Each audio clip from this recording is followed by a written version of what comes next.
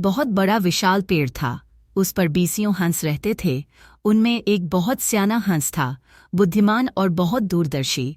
सब उसका आदर करते ताऊ कहकर बुलाते थे। एक दिन उसने एक अनही सी बेल को पेड़ के तने पर बहुत नीचे लिपटते पाया।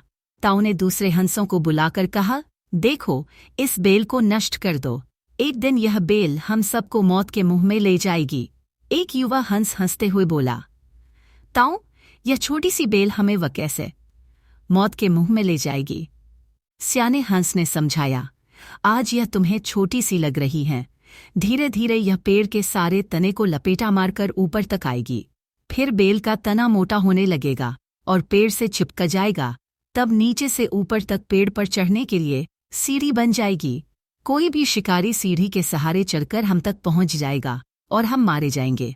दूसरे हंस को यकीन न आया, एक छोटी सी बेल कैसे सीढ़ी बनेगी। तीसरा हंस बोला, ताऊ, तू तो एक छोटी सी बेल को खींचकर ज्यादा ही लंबा कर रहा है। एक हंस बड़बड़ाया, यह ताऊ अपनी अक्ल का रौब डालने के लिए अनशंट कहानी बना रहा है। इस प्रकार किसी दूसरे हंस ने ताऊ की बात को गंभीरता से नहीं लिया। इतनी दूर तक देख पाने की उनमें अक्ल कहाँ थी। समय बीतता रहा। बेल लिपटते लिपटते ऊपर शाखों तक पहुंच गई। बेल का तना मोटा होना शुरू हुआ और सचमुच ही पेड़ के तने पर सीढ़ी बन गई, जिस पर आसानी से चढ़ा जा सकता था। सबको ताऊ की बात की सच्चाई सामने नजर आने लगी।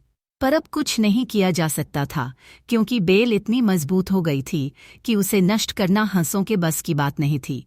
एक दिन जब सब हंस दाना चुगने बाहर गए हुए थे, तब एक बहेलिया उधर आ निकला।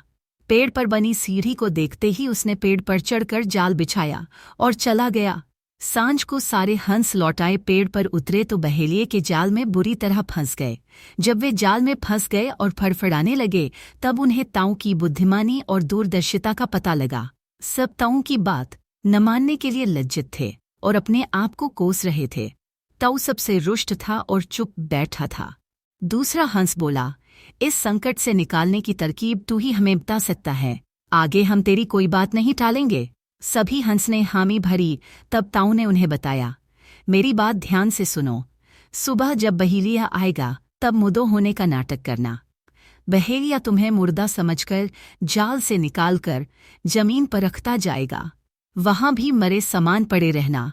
जैसे ही वह अंतिम हंस को नीचे रखेगा, मैं सीटी बजाऊंगा। मेरी सीटी सुनते ही सब उड़ जाना। सुबह बहेलिया आया। हंसों ने वैसा ही किया जैसा ताऊ ने समझाया था। सचमुच बहेलिया हंसों को मुर्दा समझकर जमीन पर पटकता गया। सीटी की आवाज के साथ ही सारे हंस उड़ गए। बहेलिया अवाक होकर देखता रह गया। सीखा, बुद्धिमानों की सलाह गंभीरता से लेनी चाहिए।